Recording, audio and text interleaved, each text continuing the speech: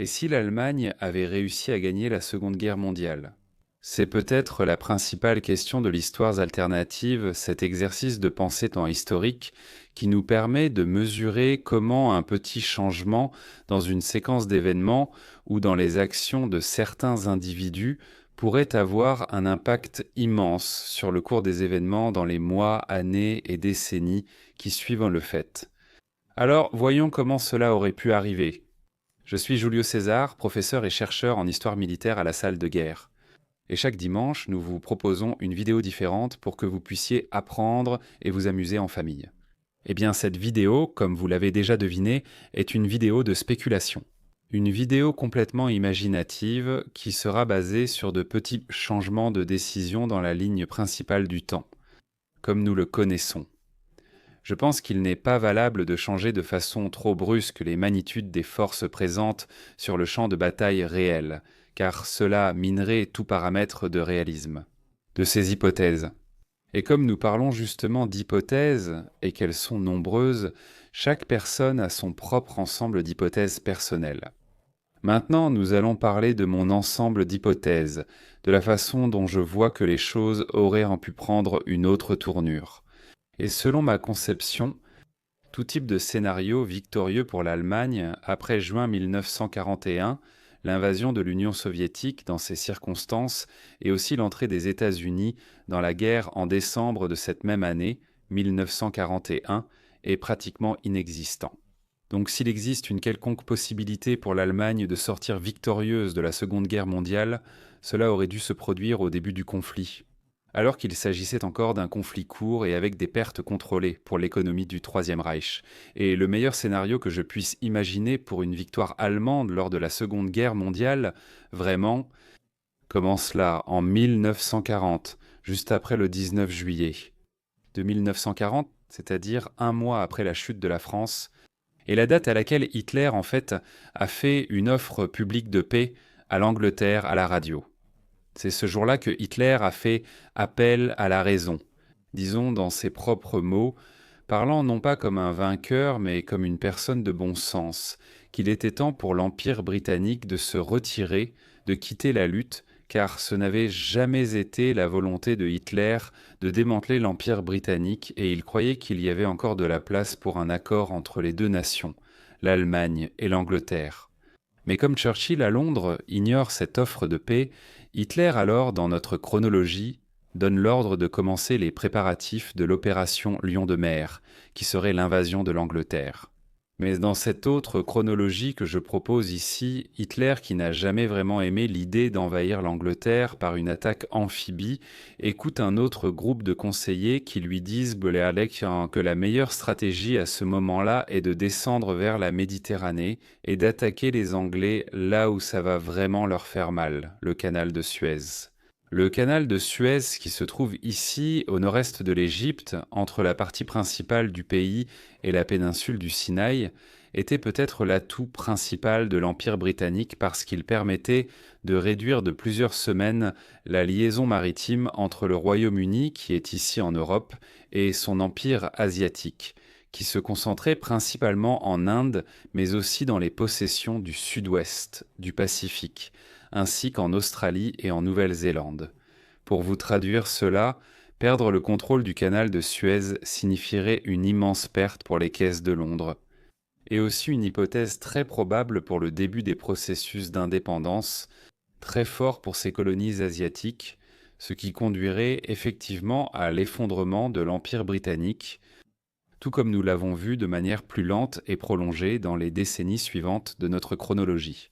Mais alors, le plan allemand pour l'Afrique du Nord, dans cette ligne du temps alternative, impliquerait tout un groupe Panzer, des formations qui, en 1941, ont été renommées Armée Panzer.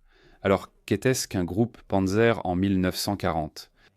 C'était une force qui comptait entre 3 et 4 divisions Panzer. C'était une force composée de 3 à 4 divisions Panzer, ainsi que des éléments légers et aussi des divisions d'infanterie. Et à cette époque, le commandant probable de ces formations aurait été Heinz Guderian ou Hermann Ott. Le soutien aérien de la Luftwaffe pour la Méditerranée serait aussi grandement renforcé. Je dirais qu'initialement 2 ou 3 escadres de chasse se déplaceraient envers le désert, pour couvrir l'avancée des chars. Et bien sûr, une première action allemande dans ce théâtre d'opération serait la prise de Malte, qui en termes de 1940 tomberait assez facilement face à une invasion de parachutistes, les Fallschirmjäger, une opération qui pourrait même impliquer la division italienne Folgore, qui à cette époque était déjà prête au combat. Une autre action que Hitler prendrait probablement s'il décidait vraiment d'envoyer un axe très fort de ses forces vers le sud serait d'occuper la Tunisie. Cela ne serait pas du tout difficile à réaliser, étant donné que le gouvernement de Vichy avait négocié la cession de postes en Syrie l'année suivante en 1941, lorsque les Allemands ont dû voler vers l'Irak en mai de cette année-là. Il existe donc un précédent historique très clair, et rappelons qu'en juillet 1940, la Royal Air Force britannique avait attaqué l'escadre française ancrée à Mers el-Kébir, ici en Algérie, détruisant plusieurs navires et causant de nombreuses morts parmi les Français présents sur place. Donc le climat entre les deux nations, la France et l'Angleterre, à cette époque n'était pas du tout amical. Avec les Allemands prenant le contrôle de la Tunisie, déjà en 1940, toute la chaîne d'approvisionnement vers l'Afrique du Nord serait beaucoup plus courte, avec un passage direct d'avions légers, comme les chasseurs Messerschmitt, directement de la Sicile jusqu'à la pointe nord de la Tunisie. Et bien sûr, avec l'annulation de Malte, toute la Méditerranée centrale serait ouverte à la navigation italienne, réduisant encore plus les pertes de matériel que l'axe a subies dans notre chronologie réelle. Eh bien, estimons que cette immense quantité de matériel ait réussi à être embarquée et débarquée à Tripoli vers la fin septembre, mi-octobre, et qu'à la fin octobre, tout comme Rommel l'a fait en février 1941 de manière très rapide, après avoir débarqué, les Allemands lancent immédiatement leur offensive contre les Anglais en Égypte. Et rappelons que dans ce scénario, le point de départ ne serait pas El Agheila, avec toute la Cyrénaïque déjà perdue. Le véritable point de départ serait le col d'Al-Faya, à la frontière entre la Libye et l'Égypte. Alors imaginez qu'avec une distance beaucoup plus courte, 4 divisions Panzer seraient réellement capables d'atteindre Alexandrie, l'embouchure du Nil, et aussi de capturer le port, et de manière tout à fait réaliste aussi, de s'emparer du canal de Suez avec peu d'efforts. Il est très facile d'en arriver à cette conclusion, car l'armée britannique avait été complètement dépouillée après sa fuite de Dunkerque durant l'été 1940, et les industries britanniques, à cette époque, étaient encore en train de courir après la reconstitution du matériel pour leur propre armée, ce qui signifie que tous les postes à El Alamein étaient nés vraiment affaiblis à cette période. Et même avec le renfort de 50 chars Matilda que Churchill a envoyé en Égypte en octobre et novembre 1940, on peut imaginer que les canons anti-chars allemands de 88 mm déjà en action en Afrique du Nord à la même période feraient en sorte que ces 50 chars n'auraient tout simplement aucune efficacité réelle, contrairement à ce qu'ils ont réellement eu contre l'armée italienne dans notre chronologie. Et en prenant comme comparaison la perte du port de Tobrouk en Libye en 1942 qui a entraîné au Parlement britannique un vote de défiance contre Churchill, et si Suez tombait à la toute fin de 1940 ou au début de 1941, disons en janvier ou février, la faction conciliante du Parlement britannique dirigée par Lord Halifax réussirait probablement à proposer et à faire adopter une motion de défiance contre le cabinet Churchill, ce qui entraînerait son renvoi du poste et son remplacement par un autre Premier ministre conciliant. Ce Premier ministre conciliant chercherait alors à faire la paix avec l'Allemagne, mais l'Allemagne étant en position de force, Hitler exigerait certainement des concessions très importantes pour que la paix soit conclue. Et nous parlons du scénario suivant. Avec la prise de l'embouchure du Nil et aussi du canal de Suez, les approvisionnements de cette armée panzer d'Afrique seraient complètement renouvelés et une poursuite de l'offensive vers le Moyen-Orient serait tout à fait possible. À ce stade où il convient de dire qu'une avancée allemande vers la Palestine signifierait vraiment un destin funeste pour les colons juifs vivant dans cette région. En même temps, Ce succès allemand au Moyen-Orient attirerait également définitivement la Turquie dans sa zone d'influence, poussant Ankara à signer enfin le pacte tripartite. Ensuite, il y aurait aussi une révolte réussie en Irak, faisant entrer ce pays dans la sphère d'influence allemande et mettant tous ses champs pétrolifères à la disposition du Troisième Reich. Comme détail peu connu dans notre chronologie, la révolte en Irak a eu lieu en avril 1941 et reposait sur la même prémisse. Si le succès de la révolution s'était consolidé dans le pays, les puits de pétrole irakiens auraient effectivement commencé à servir le Troisième Reich. Sans compter que tout cet accroissement du prestige allemand ici au Moyen-Orient attirerait probablement aussi la Perse, l'actuel Iran, dans la zone d'influence allemande. Je ne dirais pas que l'Iran signerait directement le pacte tripartite, mais oui, le gouvernement iranien pencherait beaucoup plus fortement du côté allemand que dans notre ligne temporelle. Et cela représente un très grand danger pour la Grande-Bretagne, car à cette époque, l'Iran partageait une frontière directe avec ce qui était alors le Raj britannique, l'Inde coloniale britannique. Donc toute cette suite d'événements mettrait certainement beaucoup de pression sur le cabinet à Londres, parce que les menaces économiques, les banques et les grands investisseurs britanniques seraient immenses. Donc la paix aurait très bien pu être conclue précisément à ce moment-là. Ici, de l'autre côté de la Méditerranée, il est tout à fait possible que l'Espagne profite du chaos pour reprendre Gibraltar du contrôle britannique, ce qui pousserait Londres à déclarer la guerre à l'Espagne, étant donné que l'Espagne n'était pas membre du pacte tripartite. Mais Hitler, dans sa position de prédominance à cette époque, ferait certainement la médiation entre les deux pays pour que l'Angleterre ne soit pas lésée et qu'une sorte de concession territoriale lui soit accordée en échange de Gibraltar. Maintenant, en allant du côté du Pacifique, j'imagine qu'avec l'Angleterre hors de la guerre et sans le soutien de la Royal Navy, les possessions néerlandaises dans l'océan Pacifique seraient vraiment sans défense, c'est-à-dire la grande colonie des Indes orientales néerlandaises qui est aujourd'hui l'Indonésie. En particulier, les îles de Java et Sumatra sont très riches en pétrole, et avec la pression américaine annulant les ventes de pétrole au Japon, il aurait été très simple pour les Japonais de simplement lancer une petite offensive pour prendre ces deux îles, ou en fait toutes, au faible contingent militaire néerlandais ici en Orient. Les Japonais auraient alors réussi à s'emparer des sources de pétrole qu'ils désiraient à un coût bien inférieur à ce qu'ils ont réellement fait dans notre chronologie. Et il est tout à fait possible qu'après cela, avec l'occupation japonaise de l'Indochine française, toute cette région ici, ainsi que grâce à leur alliance avec la Thaïlande, comme cela s'est produit dans notre chronologie, les Anglais se retrouveraient complètement sans défense face à une possible invasion japonaise de la Malaisie, un pays qui possédait d'importantes sources de production de caoutchouc, également essentielles pour les Japonais. Ce que je peux imaginer ici, c'est que, après un affrontement bref, au cours duquel les Japonais lanceraient une invasion de la Malaisie par le nord, tout comme cela s'est réellement passé, ce nouveau cabinet britannique conciliateur, prévoyant l'irréversibilité de la situation, tenterait de conclure un accord de paix avec les Japonais afin de garder Singapour sous son contrôle, en cédant le reste de la Malaisie à Tokyo. De cette manière, les Britanniques pourraient conserver leur port le plus important en Asie, tandis que les Japonais contrôleraient l'accès au Pacifique grâce à leur possession en Malaisie ainsi qu'à Sumatra. Mais selon moi, le plus grand impact d'une paix au tout début de 1941, en janvier ou février de cette année-là, serait l'absence du programme Lend-Lease. C'est parce que le Lend-Lease a été signé en mars 1941 dans notre chronologie afin de fournir en continu du matériel de guerre à l'Angleterre.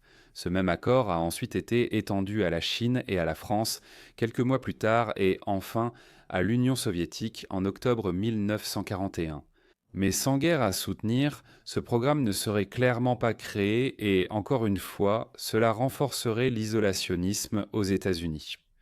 C'est parce que, dans notre chronologie, en 1940, Franklin Roosevelt avait réussi à obtenir une impressionnante troisième nomination consécutive du Parti démocrate pour la course à la présidence et avait de nouveau remporté les élections cette année-là, justement parce que le nouveau contexte de la guerre apportait un scénario complètement imprévisible pour les États-Unis et pour éviter que les choses ne dérapent. Et tout le monde était d'accord, pensant que seul Roosevelt pouvait diriger le pays en temps de guerre. Mais s'il n'y a déjà plus de guerre en Europe, quelle serait l'utilité de Roosevelt à la Maison-Blanche? De plus en plus de gens y réfléchissent. Alors l'opposition politique contre lui, tant du Parti républicain qu'au sein du Parti démocrate, commence vraiment à prendre de l'ampleur. Mais bien sûr, sans guerre en Europe, avec l'Allemagne qui capture ou influence la grande majorité, voire peut-être la totalité des autres puissances européennes, des puissances qui avaient des colonies en Amérique, le gouvernement Roosevelt s'efforce résolument de mettre en œuvre la stratégie de défense hémisphérique et commence à considérer tout le continent américain comme sa zone d'influence incontestable.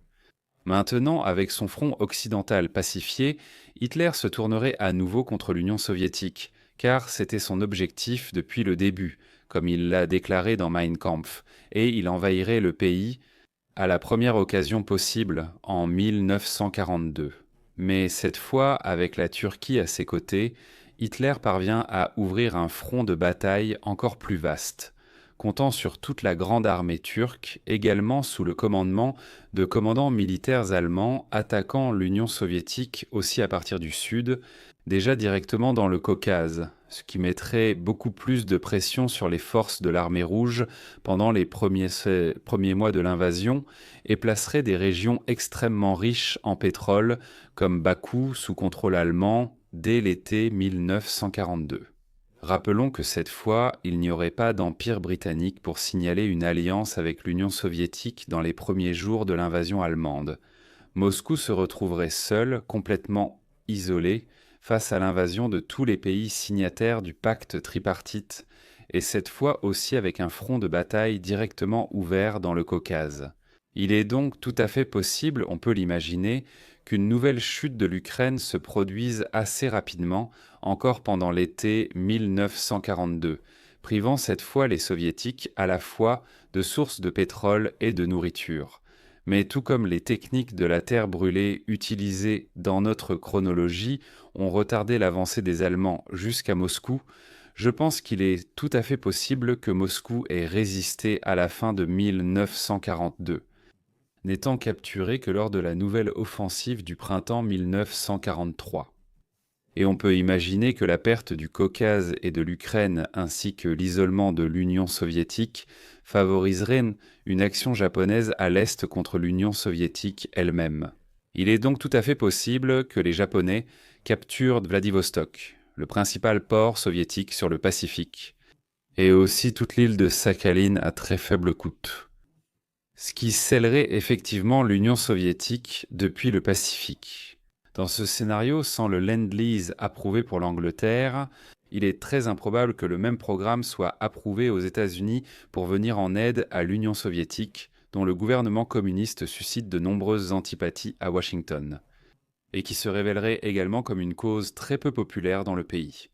Alors, sans les accès au Pacifique, sans l'accès par l'Iran, et aussi sans la coopération de l'Angleterre pour opérer la route de l'Arctique, l'Union soviétique, je crois, serait condamnée à la défaite.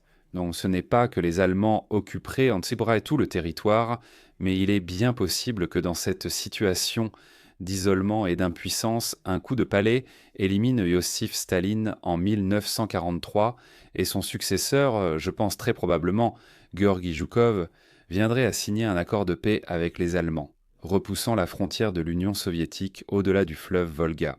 Avec la situation en Europe déjà réglée en 1943, en plus de la défense de l'hémisphère, Roosevelt mettrait en œuvre une autre stratégie appelée la ceinture du Pacifique, qui consistait justement à renforcer la présence navale dans les zones du Pacifique afin de préserver la chaîne d'îles qui commence à Hawaï, passe par Wake et arrive jusqu'aux Philippines, qui est la grande colonie nord-américaine en Asie.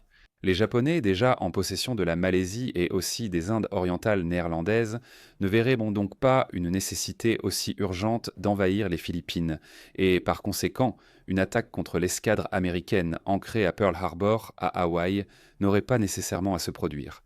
Sans un casus belli direct pour la guerre, toute la politique étrangère de Roosevelt commence à être critiquée et il ne parvient pas à assurer sa 4e nomination consécutive pour l'élection présidentielle de 1944.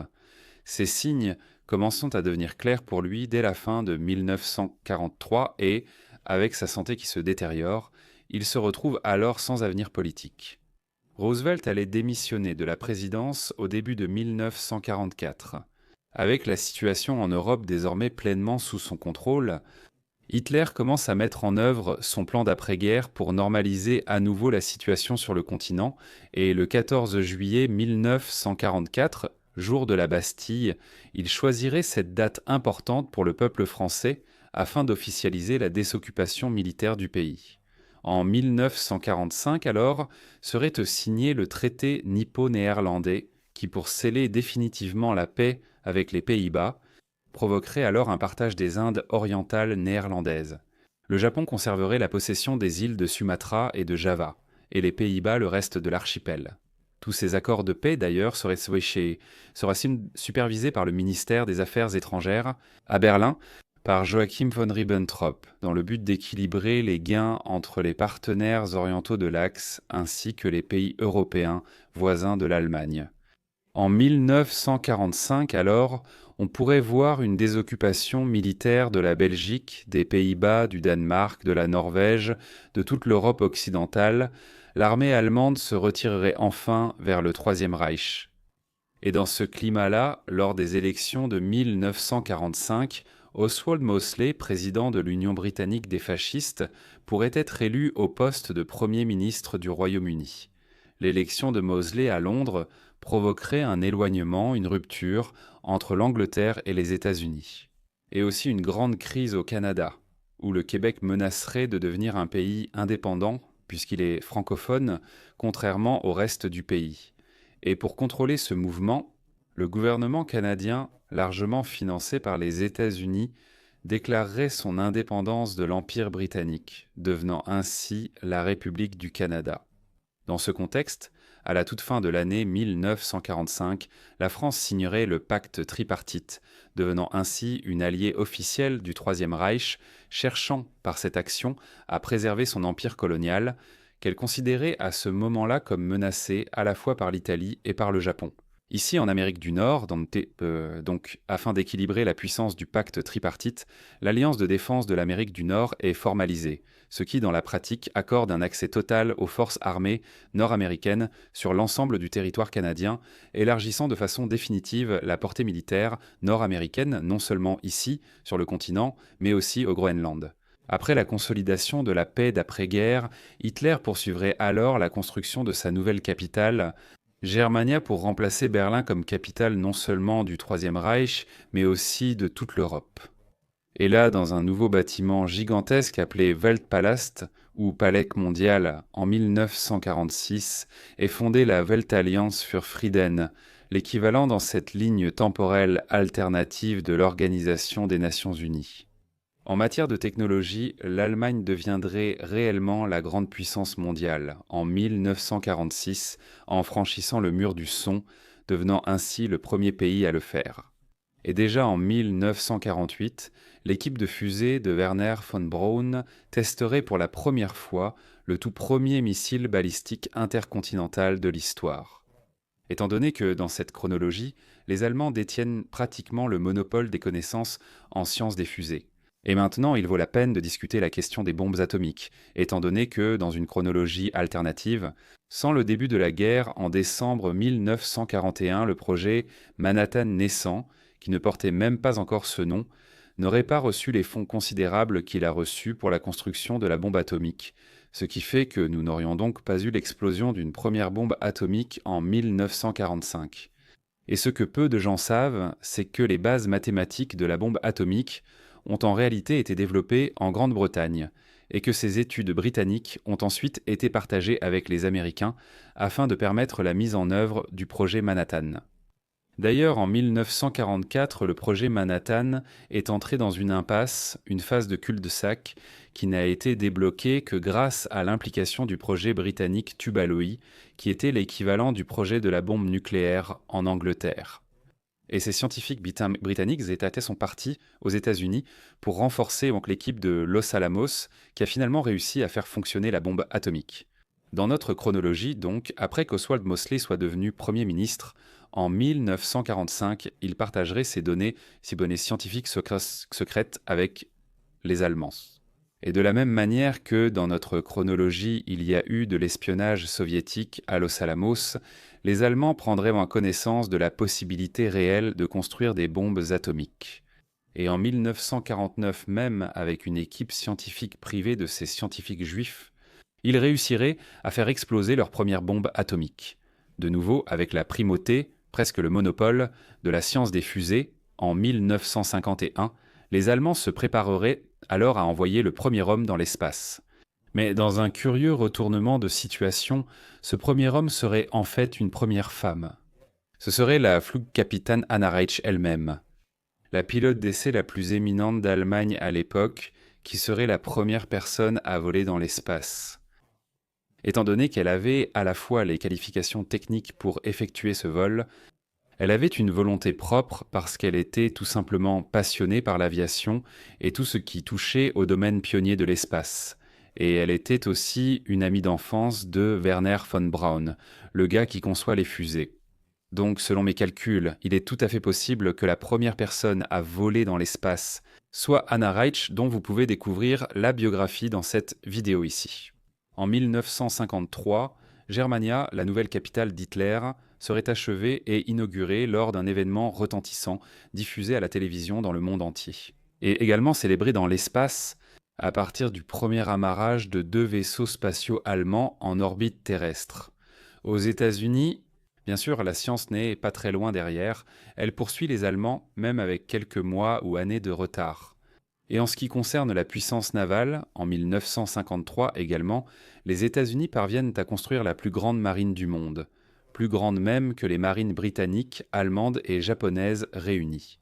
Ainsi, la puissance d'attaque navale mondiale des États-Unis rivalise avec la force des missiles balistiques intercontinentaux de l'Allemagne, construisant ainsi effectivement un scénario de guerre froide.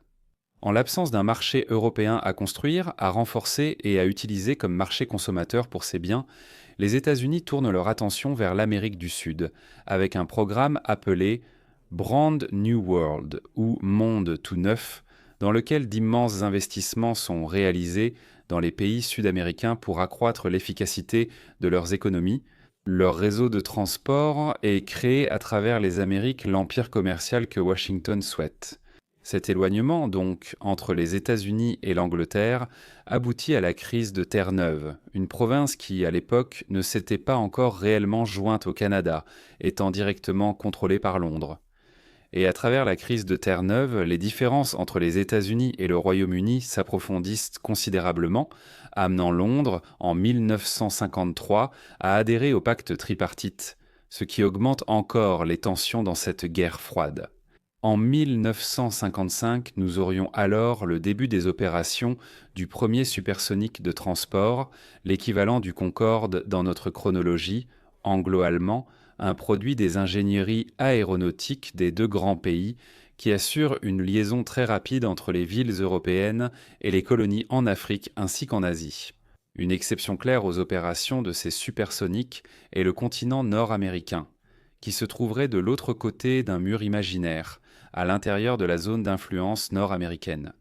L'année suivante, cependant, en 1956, ces supersoniques commenceraient effectivement à voler vers l'Amérique, reliant l'Europe à Saint-Jean, la capitale de Terre-Neuve, ainsi qu'aux possessions britanniques dans les Caraïbes, ce qui intensifierait encore davantage les tensions entre les 2 grands blocs.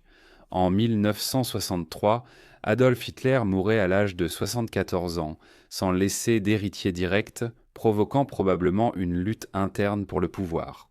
Au sein du Troisième Reich, comme dans notre propre ligne temporelle, en Union soviétique, après la mort de Staline en 1953. Et à partir de ce moment, l'année 2025 est la meilleure pour faire cela parce que nous célébrons les 80 ans de la fin de la Seconde Guerre mondiale. Et la salle de guerre a préparé pour vous 3 expéditions incontournables que vous ne pouvez pas manquer. En avril, nous partons pour l'Italie pour refaire le parcours de la force expéditionnaire brésilienne et tout apprendre sur la participation du Brésil à la Seconde Guerre mondiale. En juin, nous retournons en Normandie, en France, où je vais vous montrer les plages, les mémoriaux, les cimetières, les lieux sacrés et tout ce qu'il faut pour comprendre comment s'est déroulée la campagne de libération de l'Europe. Et enfin, en octobre, nous irons aux États-Unis pour découvrir la plus grande collection d'aéronefs militaires du monde, accéder de façon exclusive au site de l'explosion de la première bombe atomique et aussi voler à bord d'un bombardier B-29. C'est incontournable, n'est-ce pas? Es-tu d'accord avec les points que j'ai soulevés dans cette vidéo? Comment l'histoire mondiale continuerait-elle à partir du point où je me suis arrêté? Dis-nous tout ça dans les commentaires. Si tu as aimé cette vidéo, alors partage-la avec tes amis, mets-nous aussi un pouce bleu et n'oublie pas de t'abonner ici à la salle de guerre pour ne rien manquer. Je vais m'arrêter ici, je te remercie encore une fois pour ton écoute et je t'envoie une accolade de la salle de guerre.